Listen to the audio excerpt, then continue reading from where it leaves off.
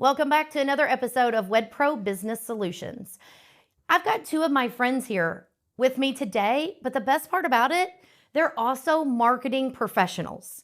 I could go on and on. It's so much more than marketing professionals, but I wanted you to not only hear from me, but to hear from them. Christy Smallwood, Brittany Murphy, but now probably hyphen. Well, now Britney Nagy. Oh, Nagy, okay. Introduce yourself just a little bit. I don't know.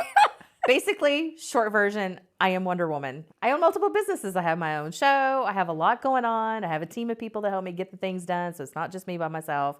But yeah, that's it. Short version.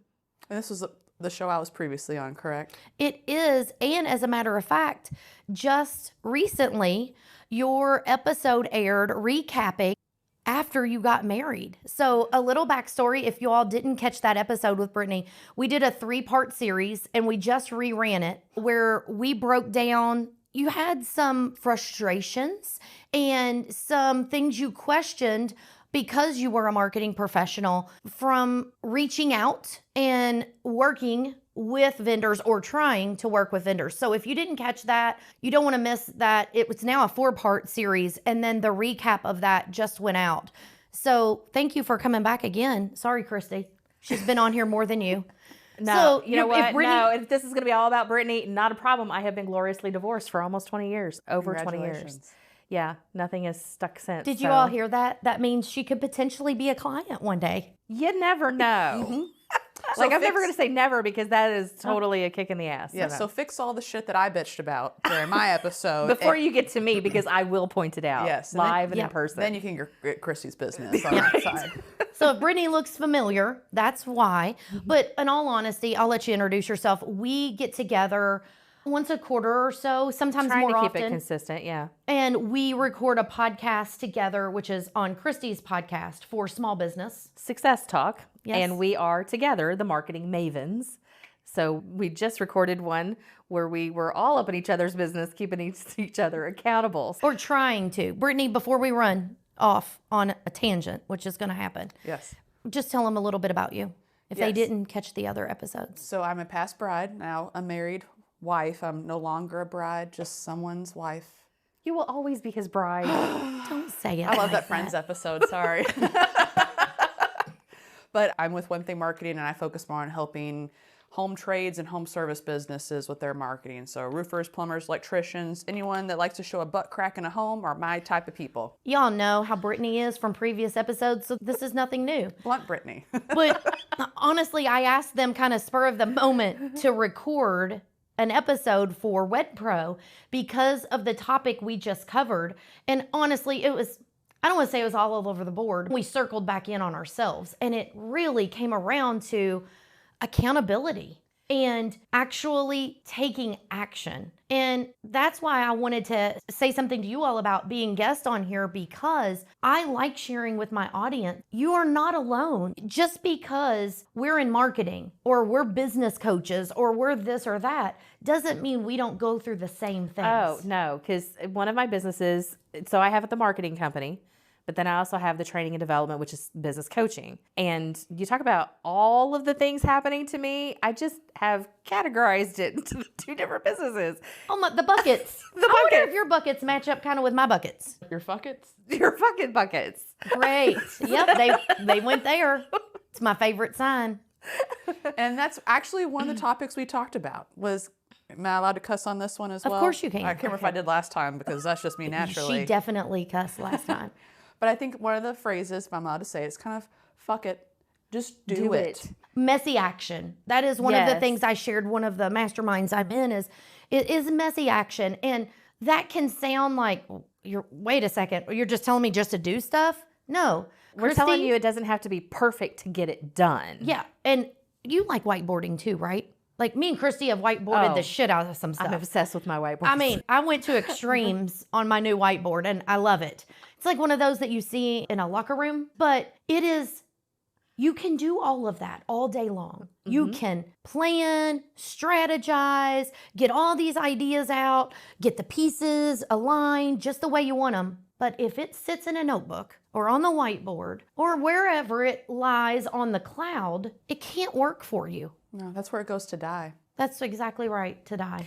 We didn't talk about this during my episode, but one of the things that I do when I have my whiteboard of ideas is I do give myself a timer. You can idea for 10 minutes, and then you have to pick the one that stands out to me the most, the one that like jazzes me the most, and then I circle it and walk away, and that's the only thing I'm focused on to actually get started with. One of the things that I noticed, because I've done strategy sessions with clients a lot over the years, and most of the time that includes a whiteboard, even though they're on Zoom, because I work with people all over. And one of the things that I have now required, I'll say it like that in air quotes, is a follow-up. So not just the strategy session, but a follow-up. What's your thoughts? Have you moved forward? Now we're back to accountability, because if not, what was the point in doing the strategy session if there is no action taken? Like, there maybe have to be some things that have gotten in place if you're just starting a business or starting an additional business. Like, I get it, there's a time frame for everything, but is something happening? And honestly, I had to turn inward to say, how many strategy sessions have me and our team done over the years? And I actually went back and pulled up, because I used Google Photos. I went back and was like, yeah, there's 5 of them. How much of that on there has been moved forward? And if I gave a percentage, it's really sad, because I don't know if it's 20%. And I said to myself, here I am encouraging, pushing, being that buddy system for wedding professionals or other businesses. And meanwhile, I'm back here parked, haven't even left the gate yet. And I got called out about leading by example a few months ago. And that is a kick in the ass that I really felt like I needed, because if you work with me, if you're at a networking event with me, if we're together, if we're out in public, people probably know, like, we're go-to people for multiple things. Yep. What about the people on the internet? Or what about the people on social media? What about people out there? What's their online perception? What are we saying out there to those that we offer? And here I am saying to wedding professionals, if people don't know about your services, they can know you're a DJ or know you're a photographer or know you're this. They don't know your But style. we get and stuck all in of our this. own head about the perception they have of us. Oh, wait, we get in our own way? We get in our own way all the time because Imagine that. we think we have a preconceived notion that it should be a certain way. We talk about should and could in the previous episode. When in fact, when you say just do it, the authenticity comes through, and that's the part that resonates with people the most, is you just being a real person because you're real. That is a selling point nowadays, is just to be real. You're saying real, R-E-A-L, but honestly, authentic, I guess. No, is the no, catchphrase. I'm being, like real, R-E-E-L. Let's talk about that, because people are so, oh gosh, now there's reel, now there's TikTok, now there's that. It's playing in your favor, because you can just turn your phone on and record. It doesn't have to be highly produced But we content. get stuck. Look, We do. I'm talking from my own here. We already called me out on the last one. Now she's pouring it from the heart. Are you picking up on this? I am. Yeah, it's okay. We get stuck in the, oh my God, I love scrolling my reels, and there's some really funny stuff that I have saved in my bookmarks, and I have them nice and categorized. And I'm like, I got to be like that because it was something I liked. And if I resonated with it, I can't possibly be this. This isn't, I have already told myself, my self-talk has convinced me. You've already failed yourself. I've already failed it. I didn't even try because I convinced myself it wasn't worth it. Stop. Don't jump off that cliff. What did we say? What did we say in the last one? The bridge analogy. Stop Well, the thinking. bridge analogy, but you said it about thinking, wasn't it? Stop thinking. Stop thinking. Yes, it was your joke with the lyrics artist Yes. that kind of created. And that's, yes, in the Christy story, the analogy I like that you made that hit home for me was you can't cross a bridge that's 95% built. And to Christy's offense, you had already seen reels and you kind of stopped yourself there, so you didn't start building the bridge. My example I gave that I was able to bash myself for was I had built the bridge to 98%. All I had not done, I did all the background, I had everything ready, I just didn't sit in front of the camera and start to record the video yet. I had done I was literally there ready to do it and just had not pushed the button to do it. And what opportunities lie if you would have put that out? if you would have went through it? Well, I don't know first off, but let's just go on a positive idea. This was a video I was going to put on every sales and marketing piece possible. The website, social media, newsletters, anything, everything. It was going to be like a case study, quick video, quick hitter. So, But the opportunities would be more than what they are now.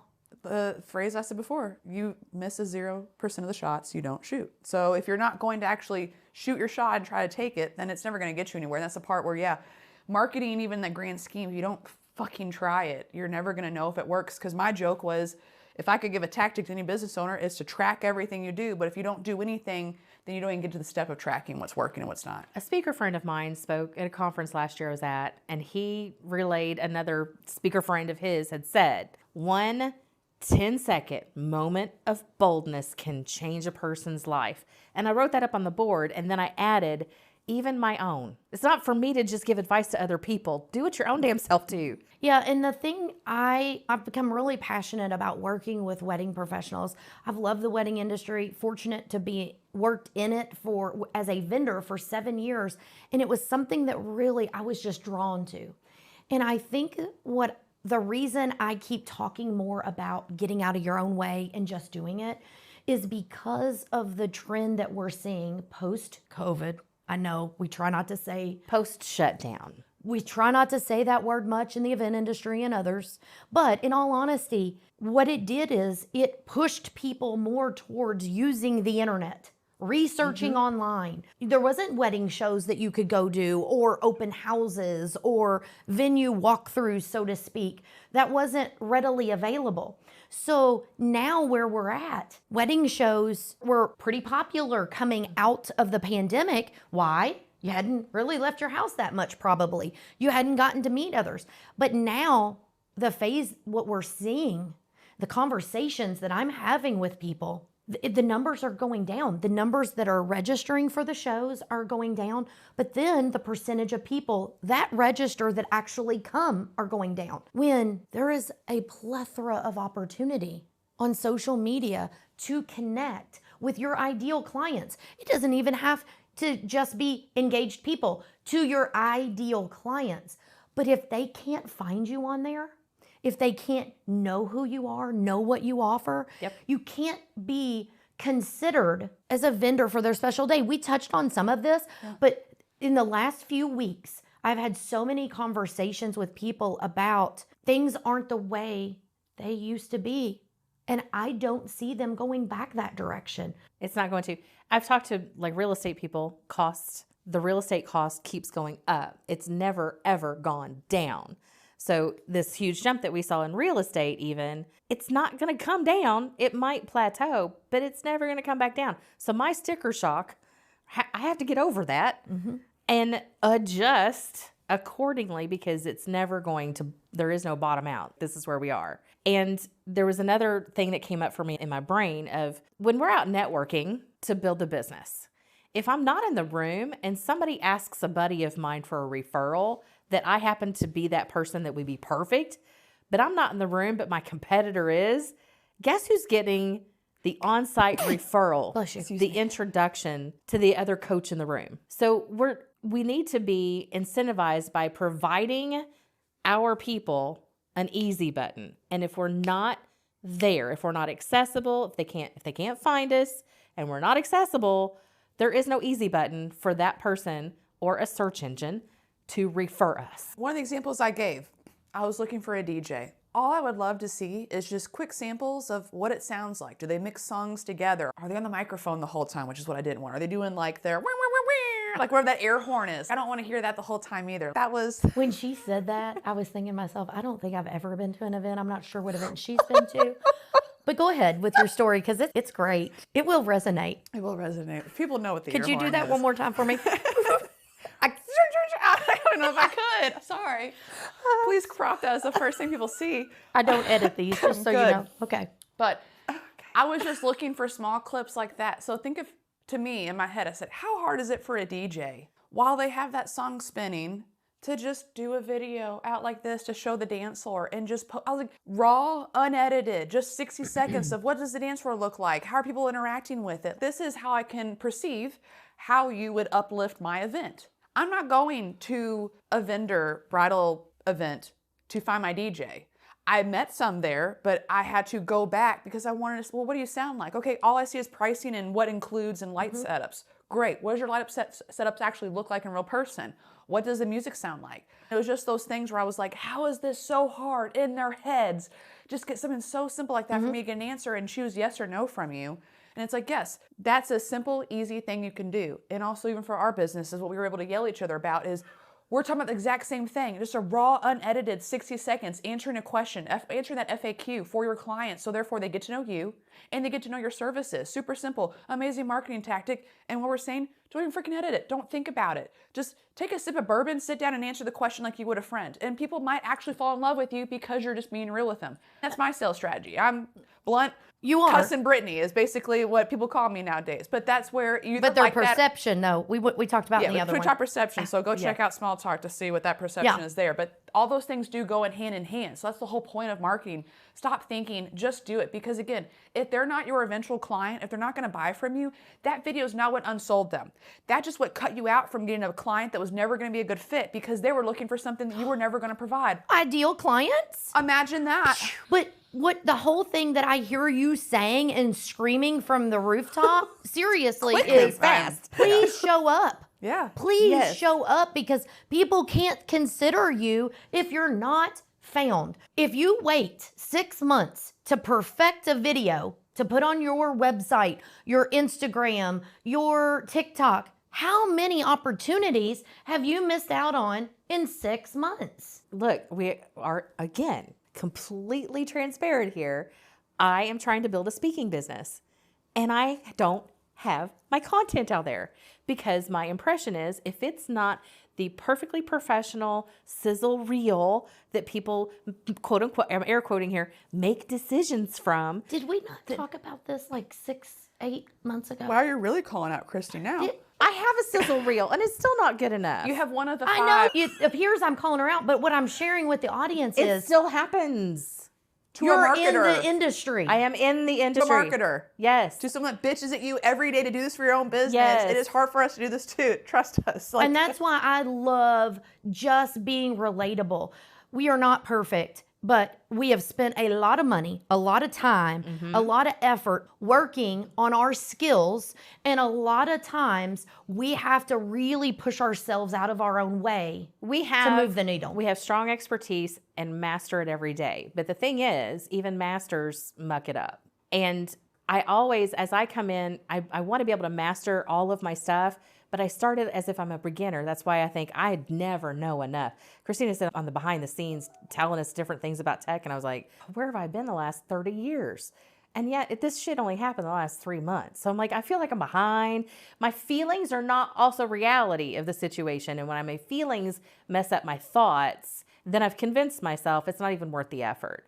So when I work with people on the coaching and getting out of their own heads so you can move things forward, I have a coach. I have an accountability partner that helps me do the same thing. And we can also see that progress.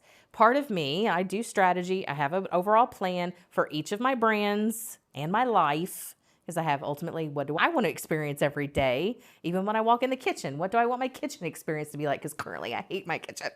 So my new kitchen will have a certain experience to it.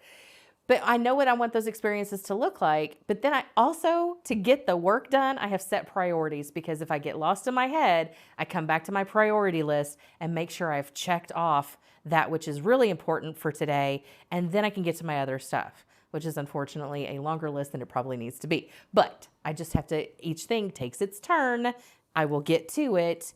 And back to that, like it's this cycle of feelings to thought to behavior, feelings, thought to behavior. Like it's just over and over and over again.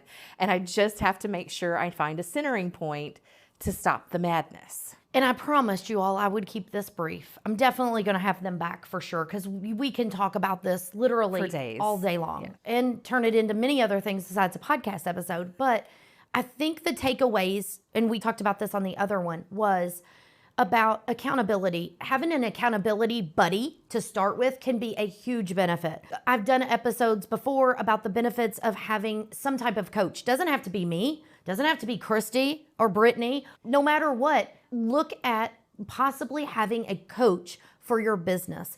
Quick side note, even if you find something specific you want to work on, find a coach that specializes in that specific area. And then also, if you come up or you devise a plan, make sure you write out a couple items you're going to do immediately, the next day, the next week. Don't wait a month. Don't wait. Come back. I've talked about that in a previous episode, messy action. But like we've said, just stop thinking and start doing, because if you do not show up online, wherever, we can go over Google, social media, YouTube, websites, we can talk about it all day long, but if you don't show up, you won't be part of a conversation for engaged couples or other businesses out there to consider you. Absolutely. So, like Christy said, and Brittany said, just do it. Just freaking do it.